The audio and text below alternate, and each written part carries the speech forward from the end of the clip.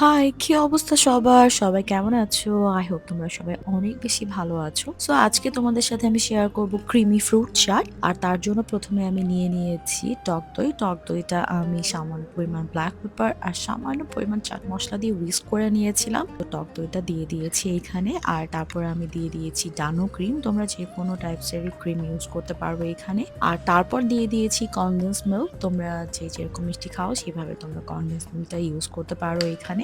এরপর আমি ফ্রুটস গুলো এড করে দিয়েছি।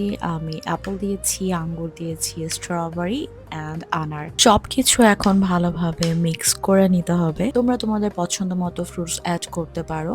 জাস্ট অ্যাভয়েড তরমুজ আর নাশপাতি, যে ফ্রুটস গুলো থেকে পানি বেশি ছাড়ে সেগুলো অ্যাভয়েড করাই বেটার। তো এই তো রেডি হয়ে গেল আমার creamy fruit chaat. It's light, delicious and very much easy to make. So তোমরা বাসায় ট্রাই করতে পারো। আর ট্রাই করলে আমাকে কমেন্ট করে জানিও। আজকে এতটুকুই। আল্লাহ হাফেজ।